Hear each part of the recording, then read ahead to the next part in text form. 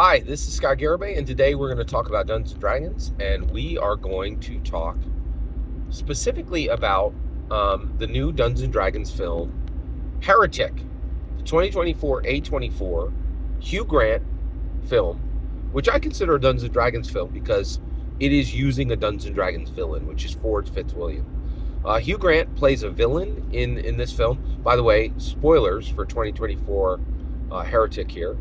But Hugh Grant is playing a very vicious villain in this movie, and I think he's pouring everything he learned from playing Forge Fitzwilliams, a Dungeons and Dragons Honor Among Thieves character, directly into this. But today, what I want to talk about is how this film points to the future of Dungeons and Dragons, and how, in my humble opinion, Hugh Grant very carefully crafted that, right? And where Hugh Grant wants Dungeons and Dragons to go next. All right, okay. All right, so let's talk about this. Okay, so first of all, A24's 2024 Heretic is a terrifying movie about a man, an older man, who traps two young female Mormon, college-age Mormon missionaries in his home and leads them farther and farther down into this terror dungeon, which he has crafted, right? And where he keeps young women that he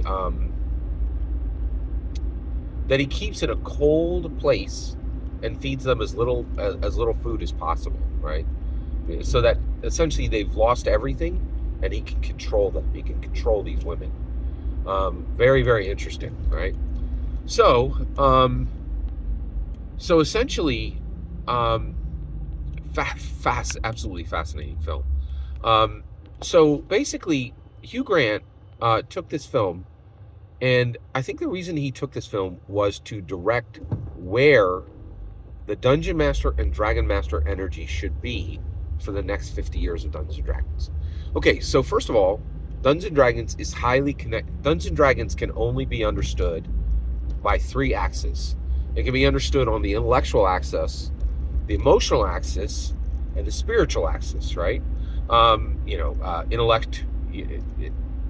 The opening ante to play Dungeons and Dragons is 1,150 pages of text. That's what it takes to read just the core rulebooks.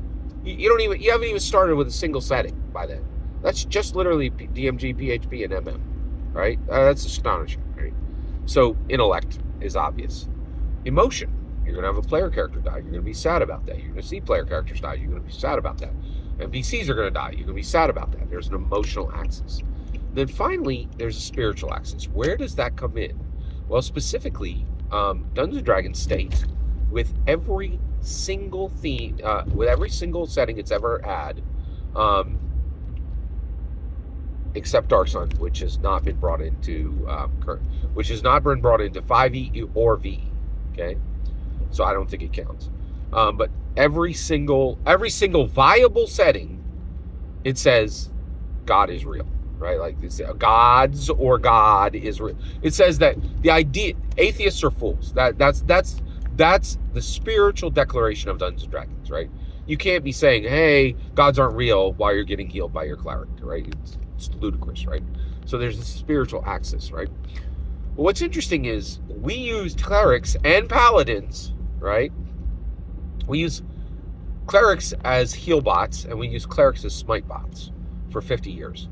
And what did we never discuss? We never, ever discussed in Dungeons & Dragons Doctrine. We never discussed Doctrine, right? Now, Hugh Grant is a powerful Hollywood actor, right? And he gets to choose the projects he's in at this point. I don't even think he auditions. I don't think Hugh Grant auditions anymore. Like, he's just like, hey, I want this film, and he gets it generally. Like, he's been in enough stuff now where I don't think Hugh Grant has auditioned in 20 years, right? So he chose this film. Why? To point the direction where the energy of Dungeon Masters and Dragon Masters should be for the next 50 years of Dungeons and Dragons. So what did he mean by this? Well, this is where we're going next, right? We're going to open up clerics, and we're going to open up paladins. And there has been incredible myopic energy on the intellectual aspects of Dungeons and Dragons. How far does a longbow shoot? What would the damage of a longsword be? Is a dagger, is it going to give me a plus to my hit?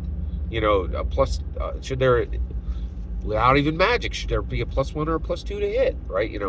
Very real questions, right? We're about to go there with religion, right? And we're about to explore those things with clerics and paladins. And how would we do that?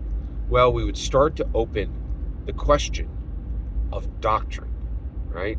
Now, I'm an evangelical Christian. I know all about doctrine, right? I could start talking now, and I could fall asleep before, I could go 12 hours and not stop talking about doctrine, right? Doctrine is extremely deep, right?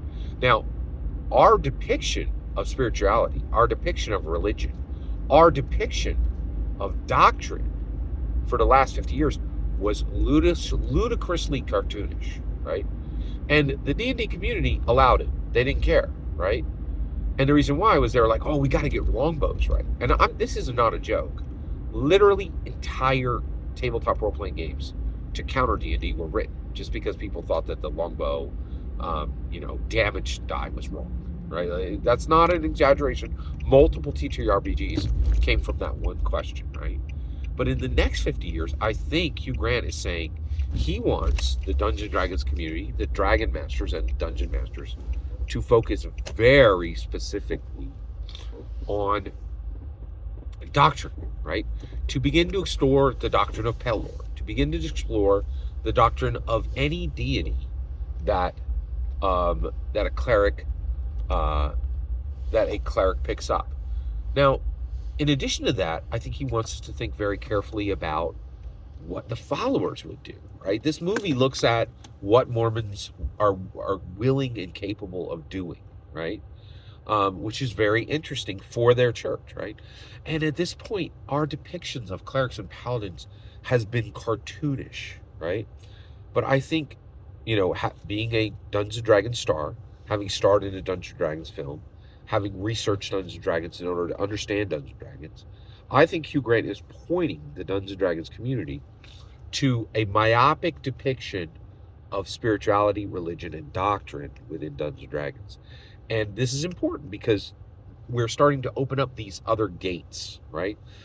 Interaction, combat, exploration. These were gates, right? We already opened the combat gate, right? I believe that Strixhaven opened up the interaction gate, right? And the exploration gate is still not open. We now also have the intellect gate opened. Have we really opened up the emotional gate? Maybe it's a centimeter wide open. But I think Hugh Grant is pointing the entire D&D community to open up the spiritual gate, to really go deep on depictions of spiritual player characters, right? Clerics and paladins specifically, in my humble opinion. Every single word you just heard is my humble opinion. The important part is when I get to hear your humble opinion, when you get in the comments and send your traffic. Please consider liking and subscribing, and have a fetch millennium.